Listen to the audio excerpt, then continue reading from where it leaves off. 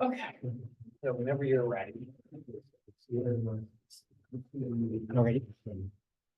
You're ready? Hi, y'all. My name is Justin. That's Zoila. That's Mohammed over there. And we did testing tools. The start of the workshop, everyone.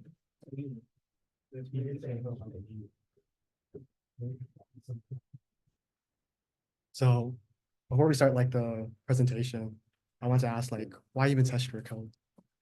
Well, unit testing could help ensure every part of your code works as intended. Robust testing could help prevent unexpected errors.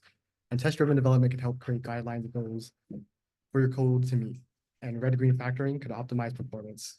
So I feel like we all know why, like, yeah, I highlighted all the buzzwords for y'all. I feel like we all know why we need to test, but a lot of us still don't test our code. So I'm gonna do a little survey. You all taken 2120 and we all used JUnit before, right? So who here has used JUnit since that class? We got one dude over there. Two dude. All right. All right. I'll make the question easier for y'all. Who here has used any testing tools since that class? Those two. So I'm like y'all. I don't use testing tools. So I got a little personal anecdote of me not using testing tools and it like kind of biting me in the butt. So Ted assigned us the testing tools, and I remember, or all of us remembered. I was like, damn, testing tools, that's like the tool I probably use the least. And so I was working on a Python project actually, like a couple of days after we got assigned testing tools. It's just a little Discord bot where you can play like Connect 4. And the last thing I had to implement was a function to check if you won or not. And so I was feeling pretty lazy. I mean, I've been working on this for a while, and I already implemented it in Java for another class, networking. So I just kind of copied it and pasted the code over, changed it to like Pythonic syntax and stuff. But I didn't really test it. I use like print statements to test it. And I just brought the bot alive, and I was playing my girlfriend, and she won. And this is how she beat me. So you can't see how she beat me.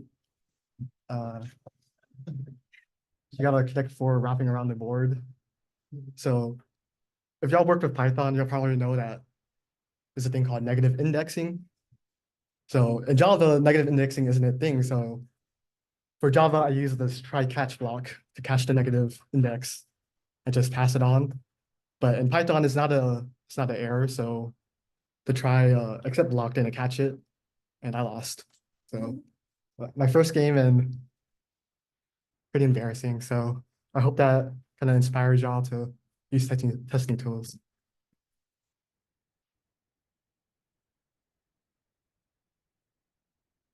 So for our project, we mainly use PyTest, and this is basically just showing you what we use and how to download it. For Windows and Mac, you just get the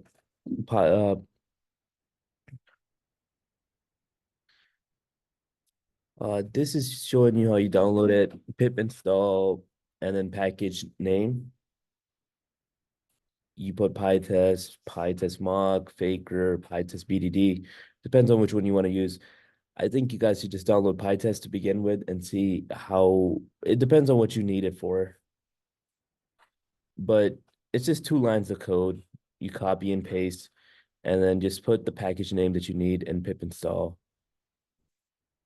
That should be the installation. It's pretty easy. If you guys need any help, we can help you in the Discord to install if you guys are having any issues.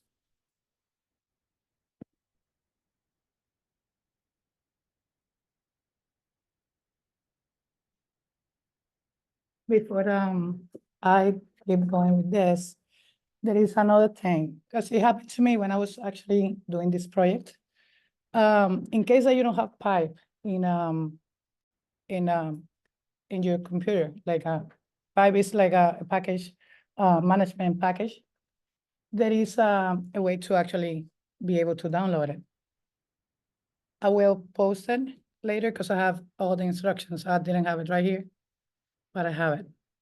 So the main purpose of unit test is like isolate the codes and like an independent variable, like it's mostly for let's just say, like you want to make sure like a code is working, like a calculation is working, like you would be able to, I'm sorry.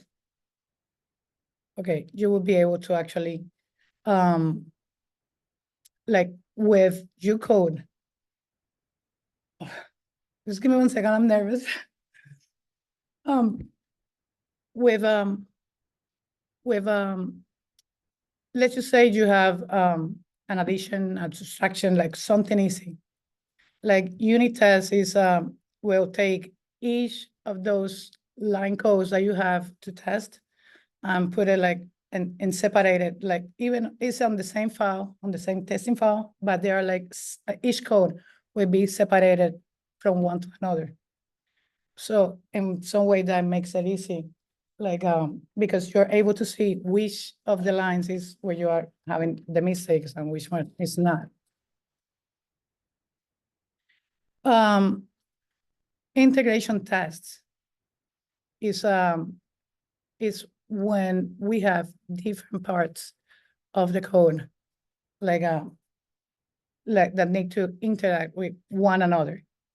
Let's just say at the top of my code, I'm talking about, I don't know, like a certain behavior, and then I need another like testing. I need to test that behavior, but with different like variables and with different like you know, that I need the first test that I thought like that I used to be able to actually complete the rest of the test. Yeah. I really got prepared for looking at all that.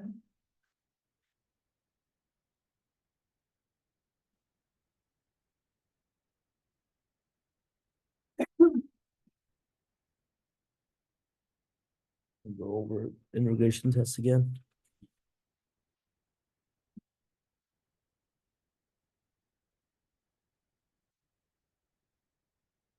Wait, the PowerPoint slides again. We'll open up that one picture. We'll open up the PowerPoint slides again. So I did integration testing code, and I'm going to show you guys how it works. But let me go back through integration again. For the reason I used integration testing in my practice was because I made a calculator test and I made a couple functions for it, history, calculator, result, and I wanted to make sure all of that worked together. And if I would use it in anything, it would work together and I wouldn't have any errors. Usually you can use integration tests for APIs to test if you have consecutive APIs, like 4 or 5 APIs running at the same time to test if their connection is working together, which is really useful. Other than that, I will show you guys my code here.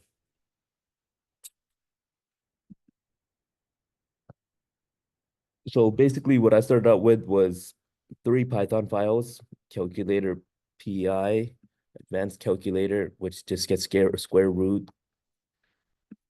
And then a result function.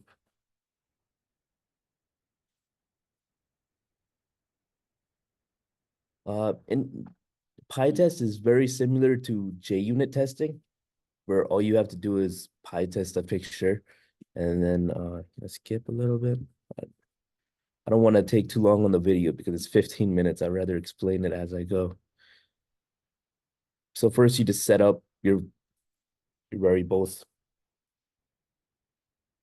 The first test I did was testing basic operations and making sure everything runs together. With basic operations, I left out the advanced calculator with the square root. And it's a lot like JUnit testing where you use assert And here I use assert equals for the result, the formatted result.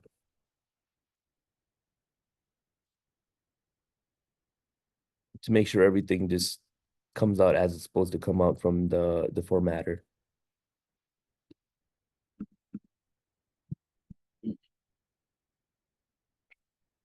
And then I'm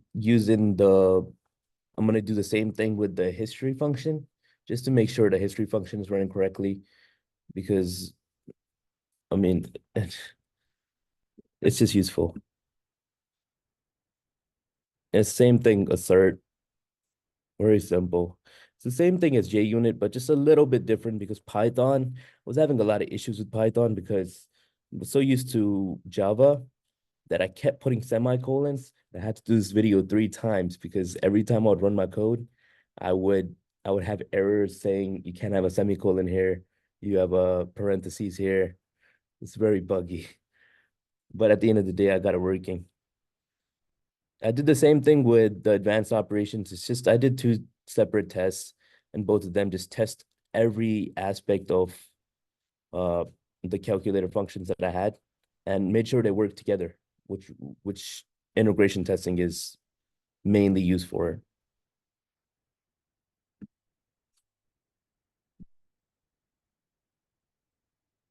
In advanced function, I left out the regular calculator because we're just going to get the square root and get the history and the formatting for that.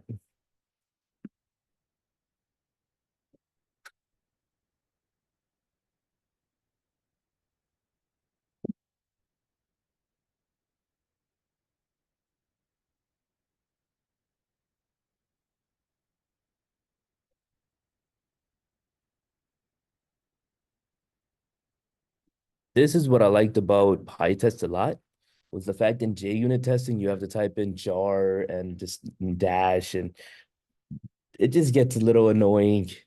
But with PyTest, all you have to do is PyTest and then the name of your file. Kind of like when you're compiling something in Java. It's a lot simpler. I like PyTest a lot more because JUnit, the thing that always kept me from using it was because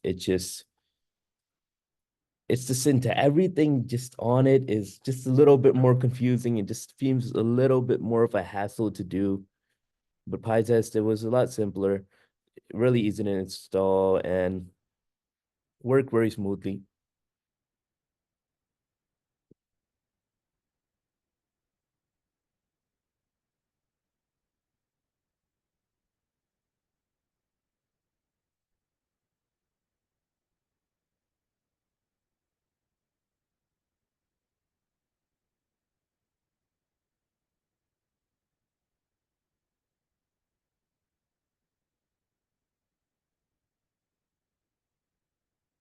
So functional testing is kind of the last layer of testing. So you have JUnit as the smaller unit of testing.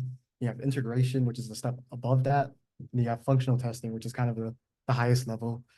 So going off like the Lego analogy, if unit testing is like quality assurance for a single Lego piece, and integration testing is checking if the Lego pieces connect with each other. Functional testing will be checking if like a Lego car rolls or something. And in our case, for functional testing, we'll be testing if like hand motions activate like the correct response or not. Some other forms of functional testing could be like API, buttons on websites. And I prepared a little video for y'all.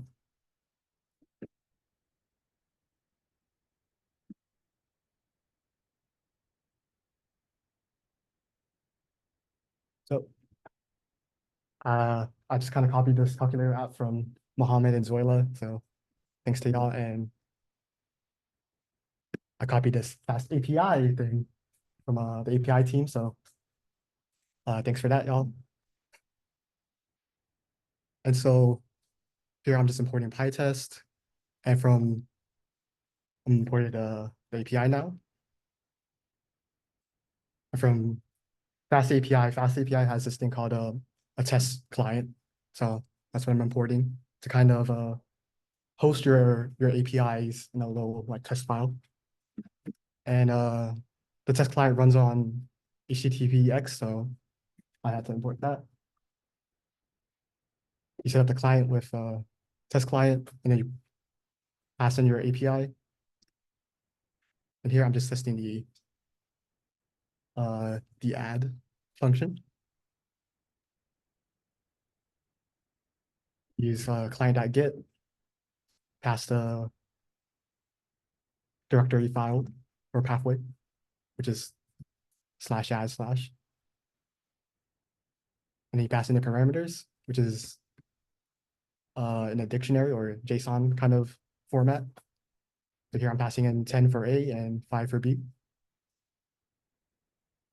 And here I'm just inserting, grabbing JSON from the response and seeing if it matches this key value here, which is sum 15, which 10 plus 5 is 15. So this should pass.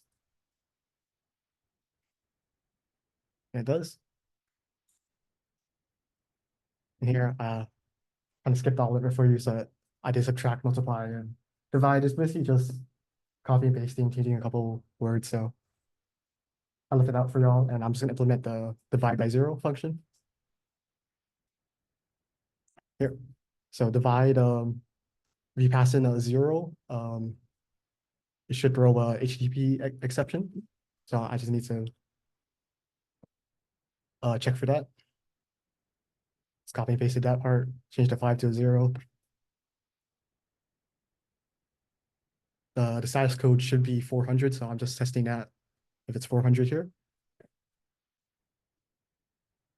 And then I'm saving the error message to error message. Self-explanatory. And then I'm just checking if error message equals cannot divide by 0. And they should all pass. Yep. And so one more thing you can do with pytest is instead of writing out like all your assert statements, if you want to test like multiple values, you could use something called a parameterization. So I'm gonna show you that here with the decorator pytest.mark parameterize.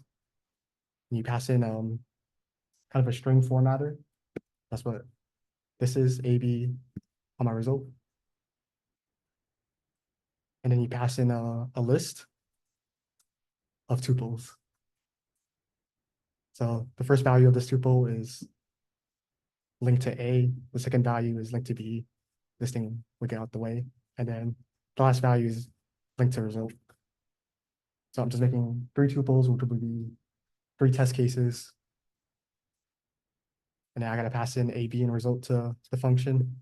And I gotta change all these hard-coded values into variables.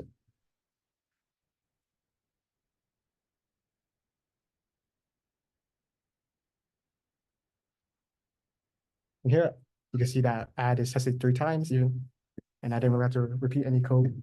So it's kind of nice.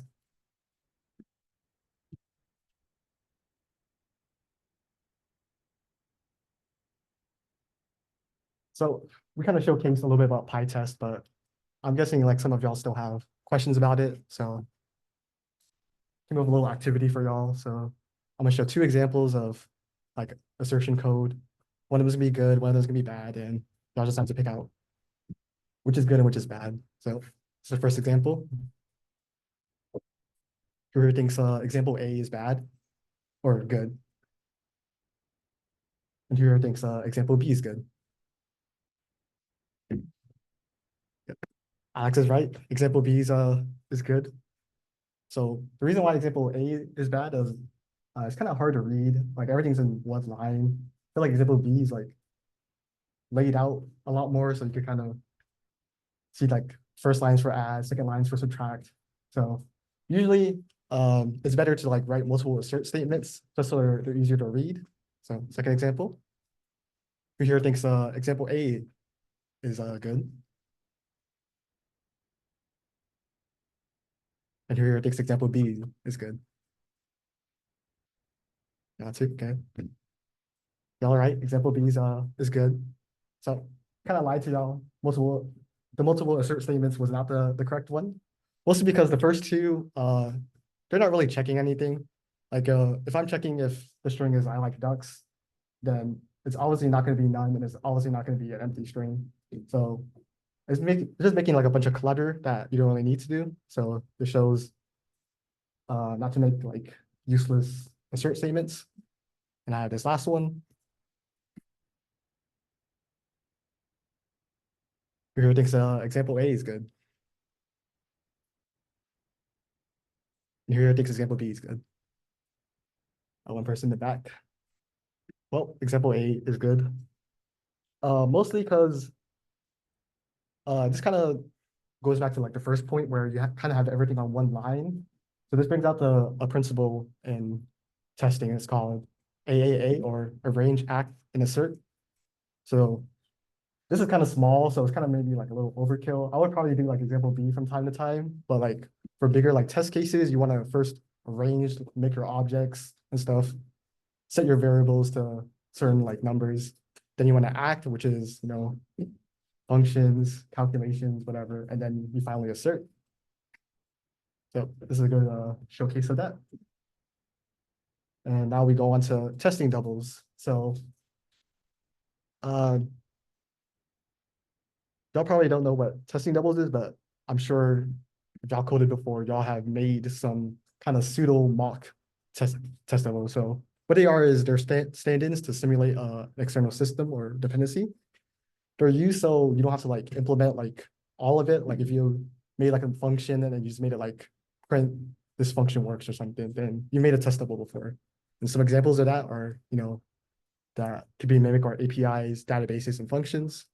They're used a lot in unit testing because in unit testing, compared to like the other three, you really want like an isolated environment. So test doubles help create that isolated environment without having to like make it from scratch. And some of the most common test doubles are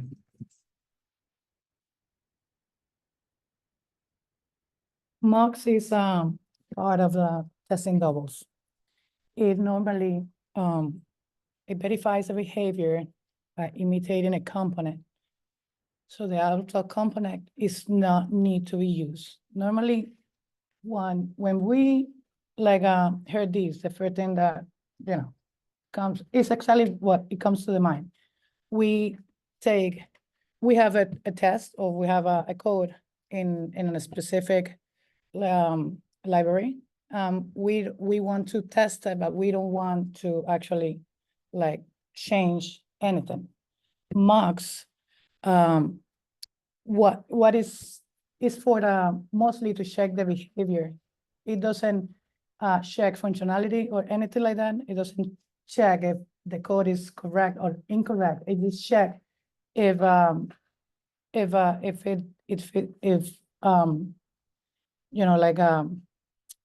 it pass, if it's for example, if it's an assertion or something like that, like it pass, it move like that is it doesn't check the numbers, it doesn't check the time, it checks just that is working, and it doesn't matter like anything else. It just checks if it works or not.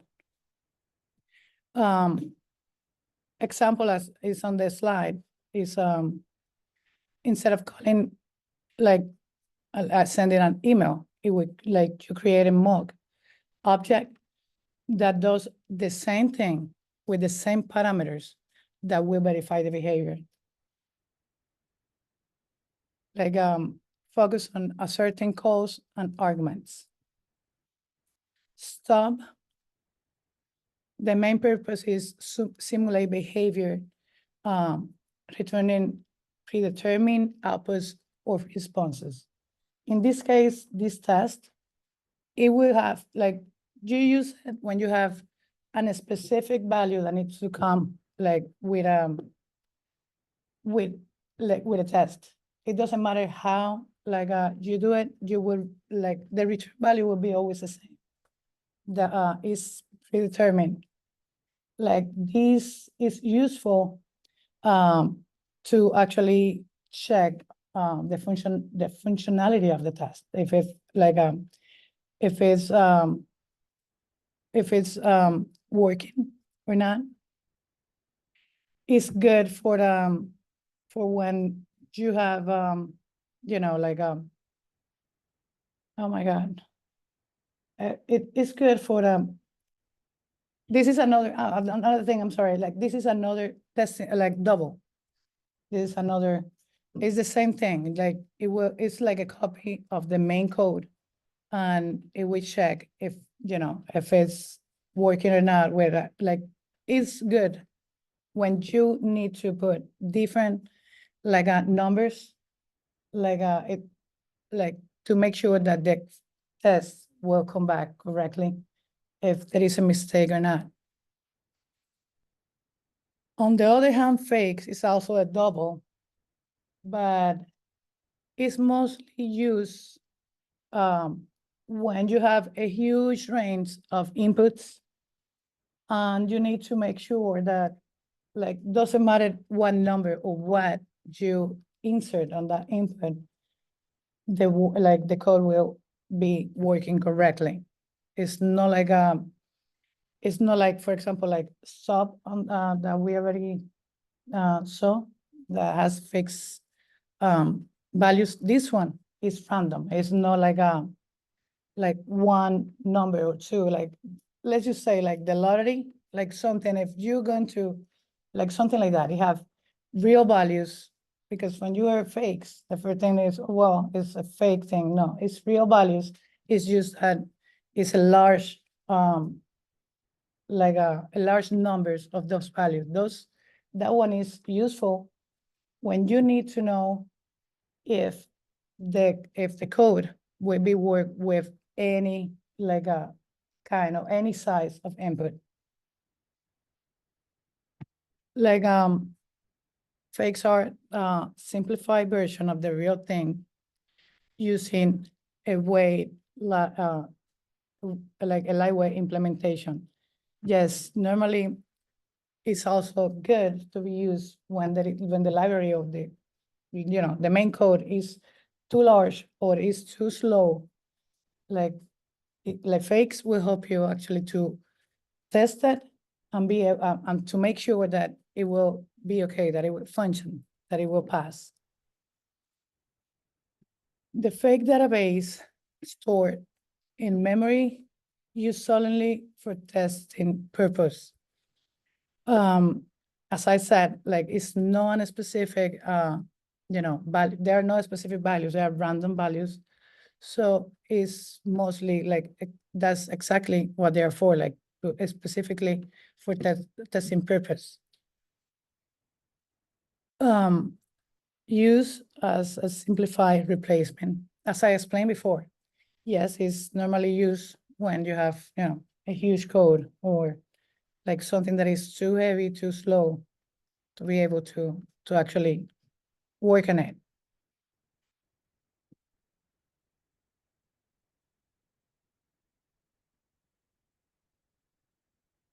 Test data management.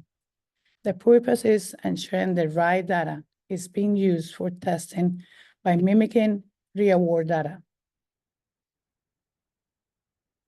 Acquiring organic data can be time-consuming, like, it's true, like taking weeks, months, a year. That's true. If, like, normally when you, like, need to do something, like, if you have the values, if you had, like, on hand what you have to do, or at least part of it, it would be always, you know, faster and easier to actually go out and look for things. Because always, and every time you make a test for something, like, you won't be right all the time. You will be like making mistakes and trying to rectify.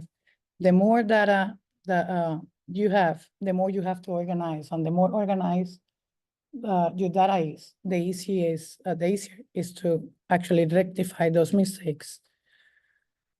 Tools like Faker can generate various types of fake data in seconds. And it's not like it's fake data, it's real data. It's just that it's like, it's random. It's like, not with a specific number, not with a specific value, not with a specific, like, characteristic. it will be just random. It will depends on your code when you're writing down the faker, what you asking for. If it's an integer, it will be like, you will always have to specify it, I don't know, like from 1 to 100.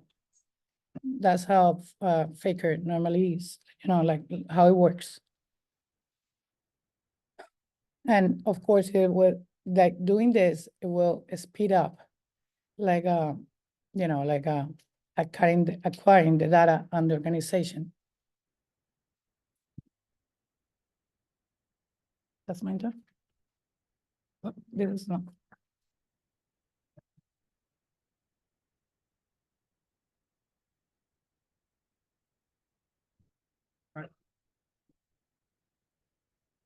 So another principle of testing is test-driven development. This is kind of the testing that you learn from 2120. Basically, you just write your tests first, and then you write your code. This way, your test kind of shapes and help guide your code to like the correct functionality. So this drives design and code quality by ensuring tests are written before the code. And a principle of this is red, green, refactor. So red just stands for write a test. So if you wanted to write a calculator app, some tests you would write or like, 2 + 2 = 4. If you divide by 0, catch like an exception. Then green, this stands for write just enough code to pass that test. So you don't really care about like optimizing your code or anything. You just want to get the MVP out there, the minimum viable product, just to kind of pass all the tests. And then once you kind of pass all that tests, then you start refactoring it and start optimizing, maybe add some list comprehensions if you're using Python.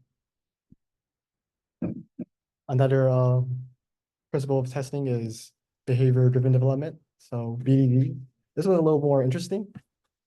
So the way it works is this language called Jerkin. And it's written in pretty much any language, English, French, Spanish. And what the tooling does is it takes your Jerkin file or your feature file, and it turns it into tests for you. So this way, if you're a software engineer or quality assurance tester or a stakeholder, or if you have like no idea how to code at all, you can kind of read this feature file, and it's written in a way so anyone can understand what's being tested and the features. And I got a little showcase for y'all.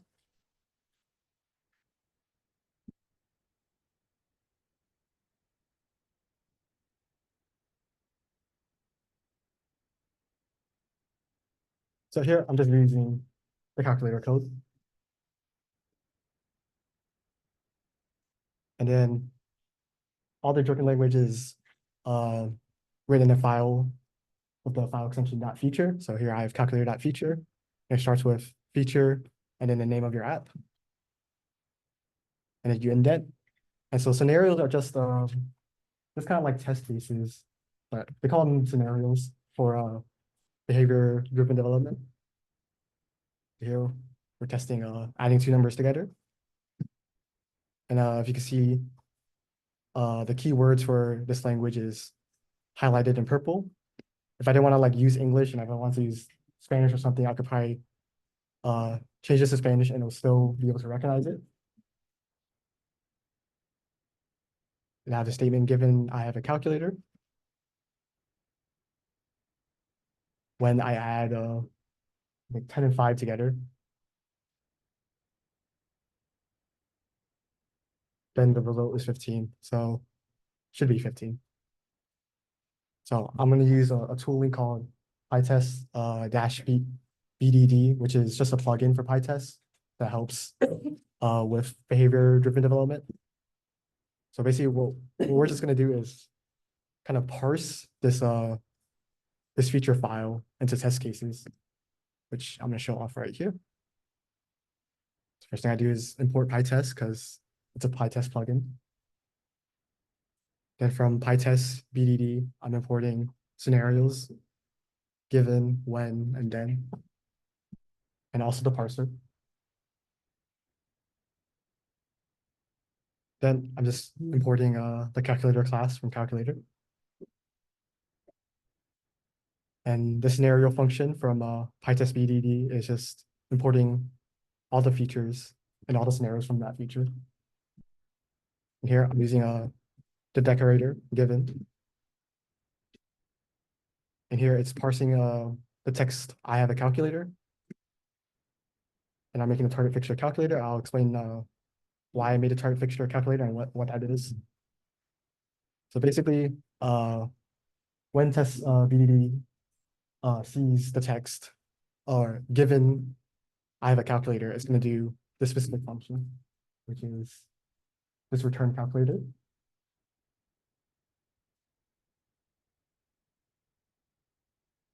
And then I'm going to implement when. And I'm going to use a parser for this since I could probably hard code.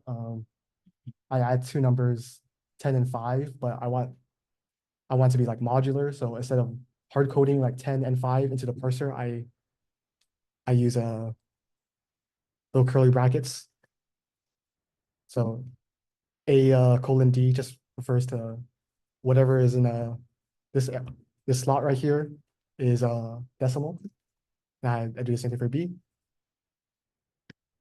I do the same thing with target picture, which I shall explain soon. So basically, whenever it sees this string after when, I add a number and then I add a B number to call this function.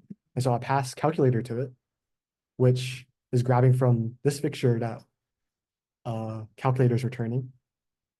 And I pass A and B to it. And I just test A and B. Or I just return calculator.add A and B, which is going to be returned to this result right here, which I'm going to pass to the final function. So I'm just doing the same thing. The decorator then parse. Here I'm just parsing the expected results, which is going to be an integer. And here I pass results from this add function. And then I pass expected results. And here, since I'm asserting the result with the expected results, I don't really have to make another target fixture to pass on this check result, which is why I don't put it there. Here I'm testing it, passes because the test result should be 15 and 10 plus 5 is 15. So here I just wrote all the other scenarios, tracking two numbers. It's written in the same kind of formatting. So you explain the scenario, describe the scenario, then using these keywords, you could write like any kind of text afterwards, as long as you parse it correctly, the pytest-bdd. So just copy and pasted most of it. Here I copy and pasted most of the subtract, multiply, and divide functions. And here they all return results. So check result.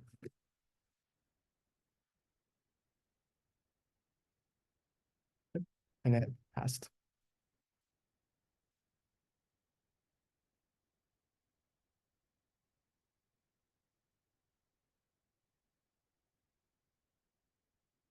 So the really cool thing about this is if you're like, anyone without any coding knowledge, you could write kind of that file up, and then a software engineer would parse that for you. And y'all could like communicate and work with each other. I know like the tech industry, it feels like you kind of have to be tech literate to kind of like be a stakeholder and like suggest ideas.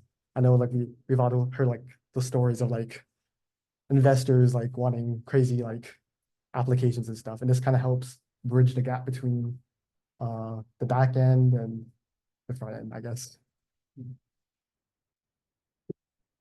So I have an assignment for y'all. Just write 2 unit tests or 2 integration tests or 2 functional tests, and I have some starter code for y'all. So I'll just be explaining that.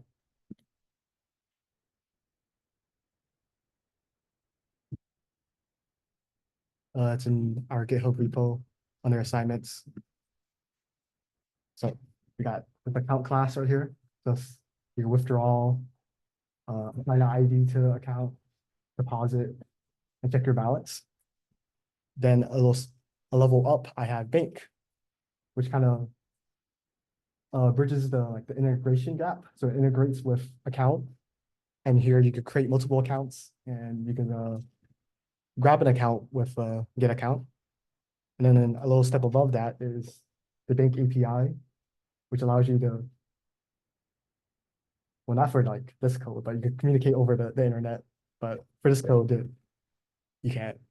You got to use I mean, you don't have to use a test server, but it's what I'm kind of expecting y'all. So here's the important imports. So in order to install all of this, you need at least a Python version 3.8 or higher. Then you install pytest with this command, fast API with this command, and then HTTPX with this command. And then you can really choose your level of what you really want to test. So if you want to do like unit testing, we probably just focus on accounts. If you want to do integration testing, you probably do banks and accounts. And then if you want to do functional testing, you would implement the whole API and run with it. So ironically, I didn't test any of this code. So if y'all find like any bugs, then it's kind of like no treasure for y'all. Really doing some testing out there. So that's it. Any questions?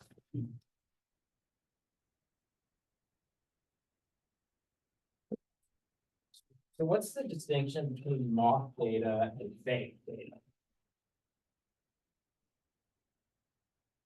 The mock data is, both of them are like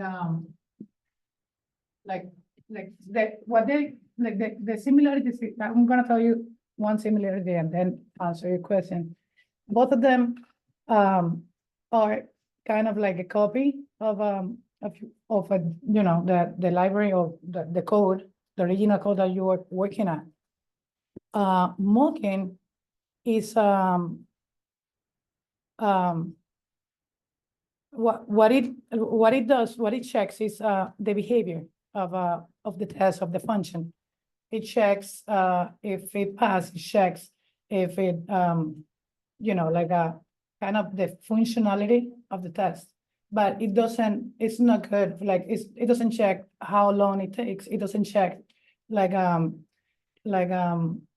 any value unless you put a value, it won't check any value, it would just check if it works or if it didn't work. Faker is real value that you are expecting a value like the result of the function. The difference is on Faker, like it doesn't check functionality, it doesn't check. Of course, it will check if it passed or didn't pass, but it's mostly to check if you, with a certain value, you get the results you are expecting. Because normally Faker is used like when it's a really large code, a really large library, a really large like main that is too big to be actually tested, because it would take too long, or it would take it would not tell you if it's working or not, because it could just skip it and don't tell you if you have a mistake on that code.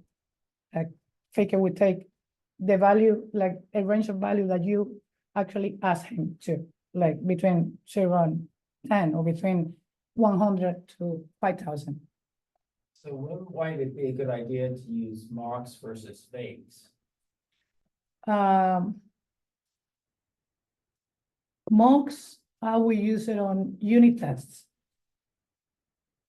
Fakes, I will use it on, let's just say, in the presidential elections, that you would that you have all the US citizens voting, and you need to actually make sure that your state is it will tell you how many with a random number, how many went to that mutation. But as I said, it's, like Faker is for the large, like, code. Like, most, it doesn't matter, like, if it's large or small, I just check if it passes or not, if it works or not.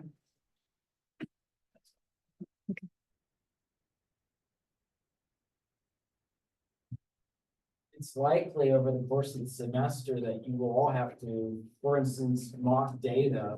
Because if another pod hasn't delivered something that your code base is going to require in terms of being able to produce a solution, you mock the results for your own evaluation until you can integrate their code with your code. Just if that wasn't clear or not.